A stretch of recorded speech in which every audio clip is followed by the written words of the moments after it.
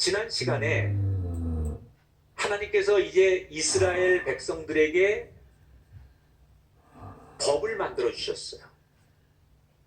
그 법 가운데 가장 중요한 10가지의 규칙, 10계명을 먼저 만들어 주신 다음에 이제 본격적으로 이스라엘 백성들이 살아가면서 이웃과의 관계, 돈과의 관계, 종교적인 문제, 여러 가지 문제들을 가지고 어떻게 서로가 공동체로 살아가면서 지켜야 될 룰이 있는지 법을 하나하나 하나님께서 구체적으로 이스라엘 백성들에게 주시는 거예요. 그래서 오늘부터는 본격적인 10계명 이후에 여러 가지 그들이 살아가는 데 필요한 법을 하나님께서 말씀하시는데, 오늘 성경에 보면 하나님께서 이제 본격적으로 법을 말씀하시려고 할 때 갑자기 이스라엘 백성들이 손사래를 치면서 하나님 잠깐만요, 조금만 멈춰주세요. 그리고는 자기들의 지도자인 모세에게 달려가서 하나님이 우리에게 계속 이 법을 말씀하시는 게 너무 두려우니 당신이 우리 대신 하나님께 하나님이 말씀하시는 얘기를 듣고 우리에게 전해주면 안 되겠느냐, 이렇게 제안을 해요. 자, 18절 19절에 보니까 뭇 백성이 우레와 번개와 나팔 소리와 산의 연기를 본지라 그들이 볼 때에 떨며 멀리 서서 모세에게 이르되 당신이 우리에게 말씀하소서. 왜 이스라엘 백성들은 하나님 말씀을 들으며 두려워했을까요? 이건 자연현상이에요. 하나님께서 이스라엘 백성들을 만나려고 지금 일부러 시내 산에 내려오셨잖아요. 그리고 10가지의 계명을 주실 때마다 성경 표현 그대로라면 하나님이 말씀 하나하나를 낭독할 때마다 천둥과 번개가 치는 거예요. 근데 그 소리가, 그 번개가 얼마나 무시무시하든지 공포감을 느끼는 거예요. 우리 여러분 여름에 가끔 막 천둥이 크게 치면 진짜 지금 이 시대에도 섬뜩할 때가 있거든요. 또 번개가 무섭게 내려치면 저 번개에 맞으면 살아남을 사람이 아무도 없다고 느낄 만큼 무서운 번개가 있어요. 근데 그 옛날 지금 하나님께서 시내산에서 이스라엘 백성들에게 말씀을 하실 때마다 엄청난 번개가 치고 천둥이 치고, 그리고 한 말씀 한 말씀 할 때마다 땅이 요동하고 흔들리는 건 이스라엘 백성들이 경험하는 거예요. 난생 처음 이런 신비로운 자연현상을 이스라엘 백성들도 경험하게 되는 거예요. 그런데 처음에는 신비롭고 그냥 이게 뭐지? 라고 얼떨결에 그 자연현상을 받아들였는데 하나님께서 말씀 한 말씀 한 말씀을 하실 때마다 점점 더 무서운 자연현상 앞에서 백성들이 주눅이 들기 시작하는 거예요. 무서운 거예요, 본능적으로. 그래서 자기들도 모르게 천둥이 치고 번개가 치고 땅이 흔들릴 때마다 하나님 말씀할 때마다 자꾸 한 걸음씩 뒤로 물러서게 되는 거예요. 그래서 10번째 계명까지는 듣긴 했는데 하나님이 계속 말씀할 때마다 그런 현상이 나타나니까 더 이상은 두려워서 견딜 수가 없다. 그래서 모세에게 너무 무서우니 우리 대신 당신이 하나님께 듣고 우리에게 이야기해 주면 안 되겠느냐. 그래서 모세가 하나님 앞에 백성들이 무서워서 더 이상 말씀을 듣지 못하겠다고 하니 내가 대표로 나가겠습니다 하고 하나님 앞에 가까이 나가죠. 21절에 보니까 백성은 멀리 서 있고 모세는 하나님이 계신 흑암으로 가까이 갔다. 자, 모세를 통해서 하나님이 제일 먼저 어떤 법을 지키라고 말씀해 주셨느냐. 22절부터 25절, 여호와께서 모세에게 이르시되 너희는 내게 토단을 쌓고 그 위에 내 양과 소로 내 번제와 화목제를 드리라. 내가 내게 돌로 제단을 쌓거든. 자, 하나님이 제일 먼저 모세를 통해서 이스라엘 백성들에게 주신 법이 뭐예요? 하나님께 예배하는 곳, 이걸 제단이라고 해요. 이 제단을 어떻게 만들어야 되는지에 대한 법을 제일 먼저 소개했어요. 3가지 규정이 있어요. 첫째, 크기와 상관없이 누구든지 흙을 쌓아서 제단을 만들어도 된다. 흙으로 제단을 만들어도 된다.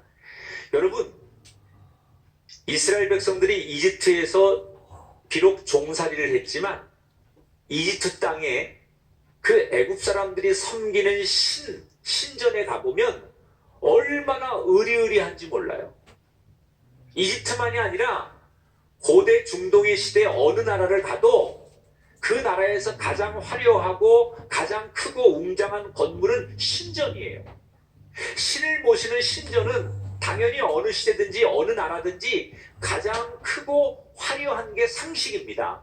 그런데 하나님께서는 신인 하나님을 예배하는 신전, 제단을 짓는데 다른 무슨 금이나 은이나 다이아몬드 이런 휘황찬란한 걸로 지라고 말씀 안 하시고 뭐라고 해요? 너희들이 흔하게 만날 수 있는 흙을 가져다가 제단을 만들어도 된다. 그러니까 하나님은 특정한 사람, 돈 있고 힘 있고 능력 있는 사람만 제단을 만들어서 예배하는 분이 아니라 가장 평범하고 힘이 없고 일상에서 흙을 만지며 살 수밖에 없는 그런 존재들에게까지 나는 예배를 받을 수 있는 존재다. 그런 사람들이 내게로 오라 라고 가장 낮고 평범한 사람들을 예배에 초대하는 거예요. 두 번째, 혹시 흙이 아니라 돌로 제단을 만들게 되면 절대로 가공하지 말아라.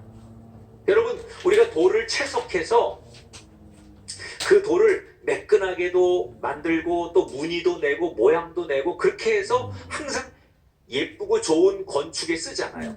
근데 오늘 성경에 보니까 하나님께서 하나님의 제단을 만들 때 혹시 돌로 만들게 되면 그냥 자연적인 상태 그 돌 그대로, 뾰족하면 뾰족한 대로, 뭉툭하면 뭉툭한 대로 그냥 그 모습 그대로 가져와서 제단을 쌓아라 이렇게 말씀하셨어요.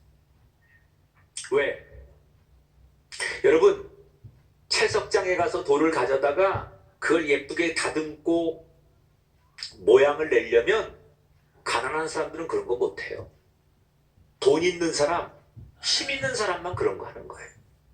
그러니까 하나님께서 자연 돌 가져다가 그냥 제단을 만들어도 된다라는 것은 혹시 너희가 세상에 그럴 만한 힘과 능력이 없어도 하나님을 예배할 수 있는 공간을 만드는데 누구든지 참여할 수 있다 그런 얘기예요. 세 번째, 제단을 만드는데 절대로 계단을 만들지 말아라.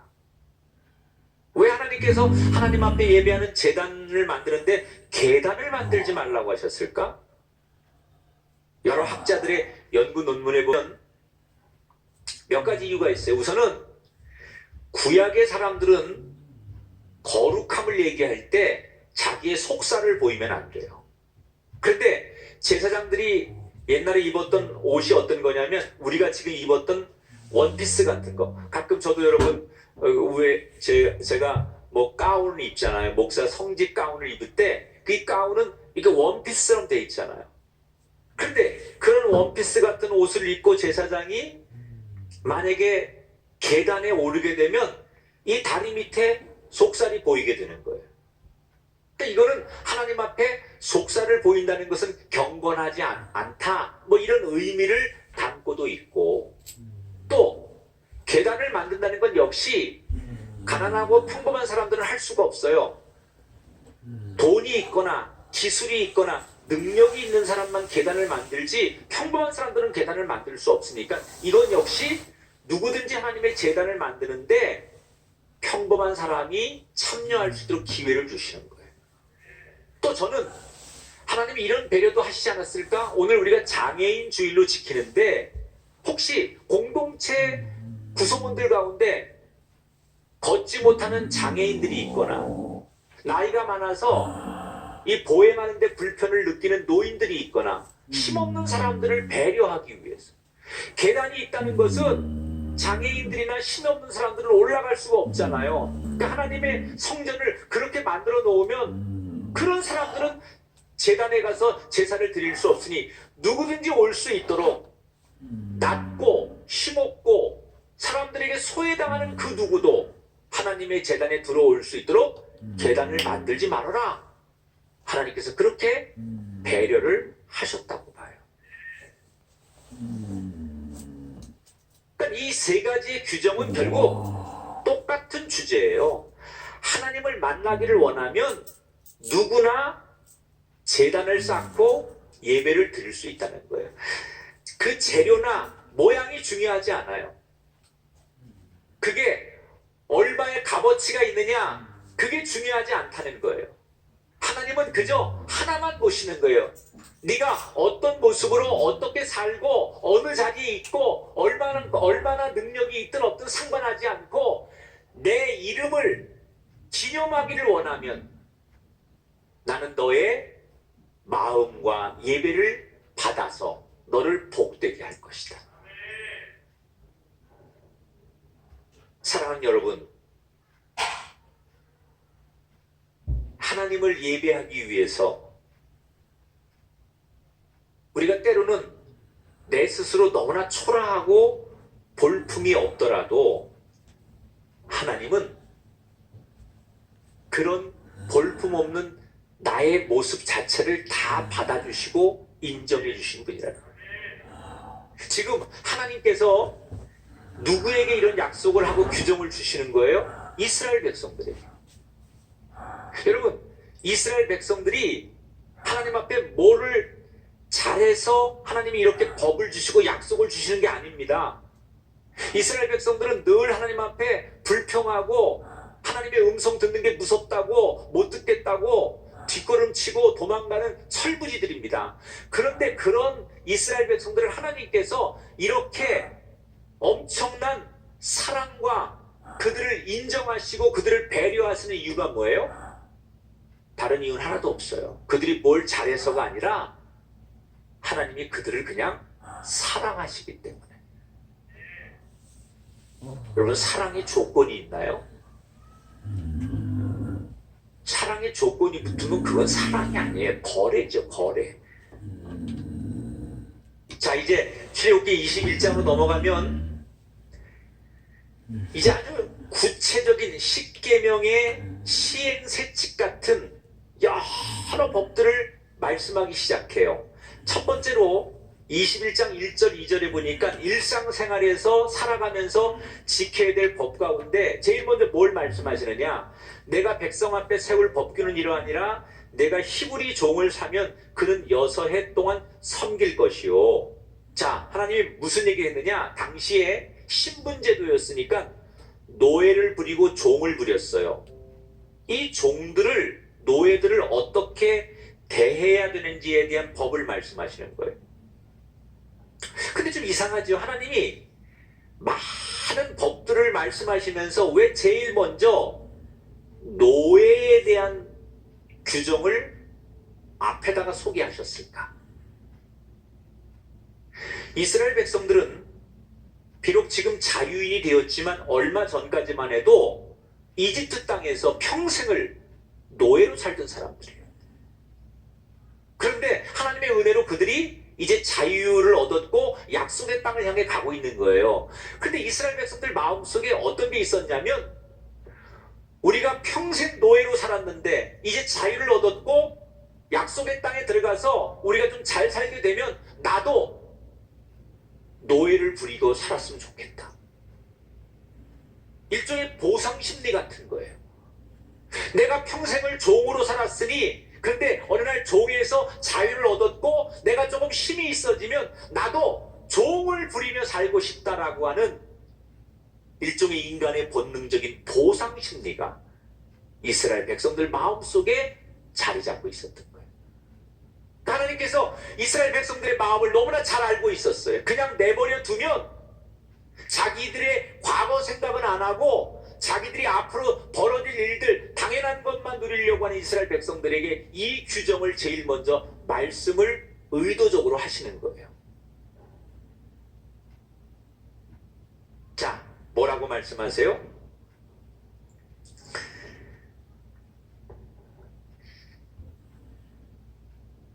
노예가 생기면 이렇게 대해라. 근데 여기서 말하는 노예는 외국 외국인들을 말하는 게 아니라 자기 동족을 말하는 거예요. 같은 히브리 동족 가운데 어떤 사람들은 노예가 돼요. 당시에 노예가 되는 그 길은 두 가지가 크게 있는데, 하나는 빚을 졌는데 갚을 길이 없으면 스스로 노예가 되는 거예요. 또 하나는 도둑질을 했는데 보상을 못하거나 합의가 되지 않으면 이 사람이 노예가 되는 경우예요. 그러니까 대부분 경제적인 문제로 노예가 되는 건데, 이 노예가 된 사람들에 대해서 하나님이 뭐라고 말하느냐, 남자 노예는 6년까지는 주인이 소유하고 일을 시키다가 7년째가 되면 무조건 해방을 시키라는 거예요. 그 사람이 주인에게 얼마의 빚을 졌고 얼마의 채무가 있든지 간에 그건 중요하지 않다는 거예요. 무조건 7년째가 되면 그 빚과 채무와 상관없이 그를 풀어줘야 된다는 거예요. 그러니까 7년째가 되면 그 노예는 신분상 해방이 될 수 있다는 거예요. 그런데 계속 그 규정을 얘기하면서 그 뒤에 이런 예를 들어요, 하나님께서.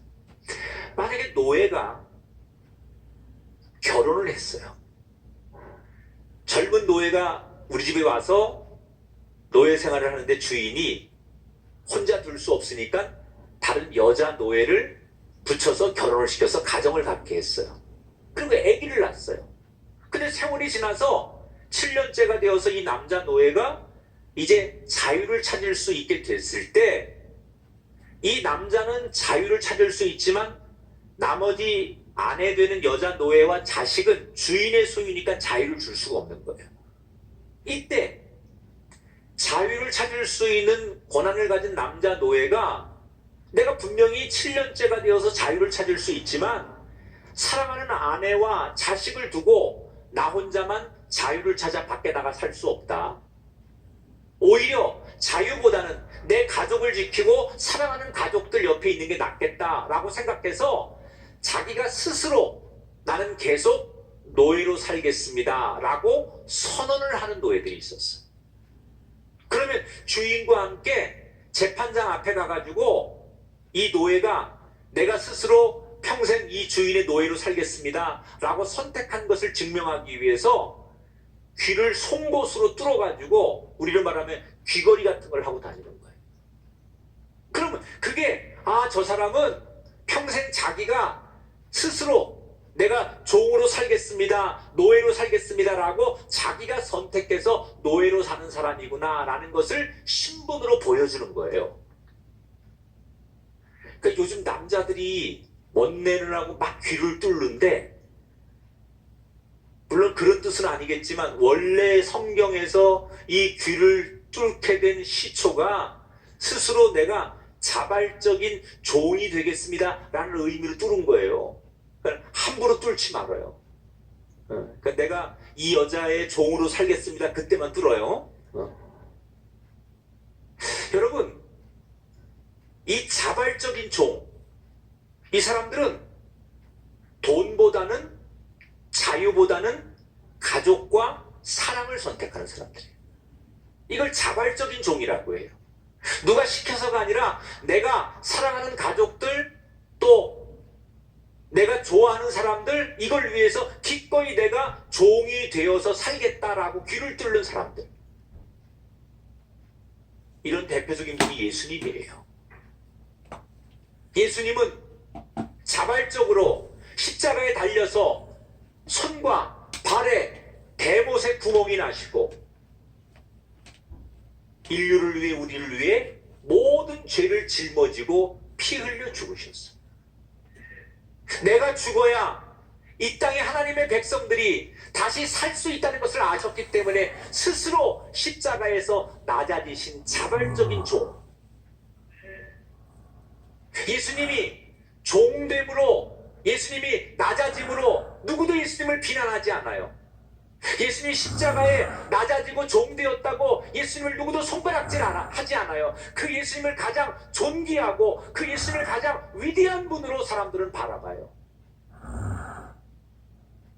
저는 지금 우리가 살아가는 우리의 삶의 가정에서 자발적인 종들, 부모가 자식에게 뭔가를 바라지 않고 자식이기 때문에 자발적으로 귀를 뚫는 이 노예들처럼 내가 스스로 낮아지는 부모가 될 때 자녀들의 앞날이 열리는 거라고 생각해요.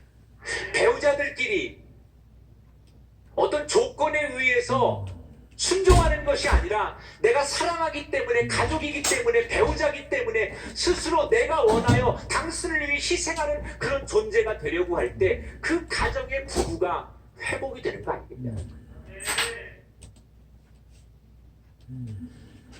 오늘 우리가 살아가는 세상 속에 제일 안 되는 게 바로 이 자발적인 종들이 없다는 거예요. 귀를 뚫는 종들이 없다는 거예요. 남에 의해서 형벌을 받아서 귀를 뚫는 사람은 있을지 몰라도 내가 스스로 낮아지기 위해서 내가 종으로 숨기며 살겠다고 자기 귀를 뚫는 섬김의 종들이 언젠가부터 우리 사이에 보이지 않는다는 거예요. 바람이 얼마나 부는데. 여러분, 그렇게 살면 스스로 바보같이 자기가 종을 선택하고 평생 그렇게 종으로 살아가면 그 사람은 잘 못 사는 것 같지요. 그런데 하나님은 낮은 자를 일으키시고 종된 자를 왕으로 세우시고 엎드린 자를 회복시키십니다. 나는 비록 그렇게 바보처럼 스스로 낮아지고 겸손하게 종으로 귀를 뚫고 살아도 하나님은 그런 나를 일으키시고 회복시키시고 놀랍도록 세워주신다는 거예요. 저와 여러분이 스스로 누가 시켜서가 아니라 내 영적인 귀를 뚫는 종이 되기를 주님의 이름으로 축원합니다. 남자 노예에게는 자신의 거취를 스스로 결정할 수 있는 결정권을 주고 여자 노예들에게는 인간으로 살 수 있는 최소한의 안전장치를 주면서 인간의 가장 기본 권리를 존중하시는 거예요. 참 우리 하나님 멋있어요. 하나님은 돈보다 인간이 먼저예요. 어디 성경에 돈이 먼저라고 하나님 말씀하지 않아요. 힘이 먼저라고 말씀하지 않아요. 아무리 돈이 많고 힘이 많고 능력이 많아도 하나님은 인권이 먼저라는 거예요. 저는 그런 하나님이 좋아요. 다른 종교나 다른 데서 가르치지 않는 하나님은 세상의 돈과 실력과 능력, 사람들이 환호성이 있는 곳에 있는 것이 아니라 하나님은 그 어떤 곳보다도 한 영혼, 볼품없는 사람일지라도 그 사람의 인권을 더 좋아하시는 분이 우리 하나님이라는 거예요. 하나님 오늘 우리들에게 이 율법을 통해서 꼭 이 말씀을 하고 싶은 거예요. 네가 나를 믿는다면, 나를 하나님 아버지라고 부른다면 너는 네가 살아가는 동안 네가 만나는 사람들, 그 사람들이 어떤 외모, 어떤 환경, 어떤 형편, 어떤 직업, 어떤 과거를 가지고 있어도 그 조건에 상관없이 그들을 존중하고 사랑해 주어라. 오늘 이 말씀을 듣는 사랑하는 성도 여러분, 조건과 상황대로 살지 마십시오. 우리에게 그날에 주어진 조건대로 사는 게 아니라 우리는 어떤 날을 맞이하든 어떤 사람을 대하든 하나님의 말씀대로 사는 사람들이에요. 우린 달라야 돼요. 시대를 따라가는 사람이 아니라 말씀대로 사는 사람들. 그래서 하나님은 우리들에게 그 수천 년 전에 이스라엘 백성들에게 주셨던 율법, 그 시대에 맞는 법을 오늘 이 현대인들이 다시 듣고 보면서 그 하나님 마음속의 의도를 우리가 보고 지혜를 얻는 거예요. 부디 오늘 이 말씀을 듣는 저와 여러분 모두에게 그 하나님의 따뜻한 사랑의 물결이 우리에게 적셔져서 내가 만나는 사람들을 세우고 또 내가 만났던 사람들로 하여금 내가 존중받는 그런 아름다운 세상을 만드는데 저와 여러분이 쓰임받게 되길 바라고, 여러분의 가정과 여러분의 자녀들 속에 이런 하나님이 세우신 아름다운 세상의 주인공이 되는 축복이 넘치게 되기를 주님의 이름으로 축원합니다.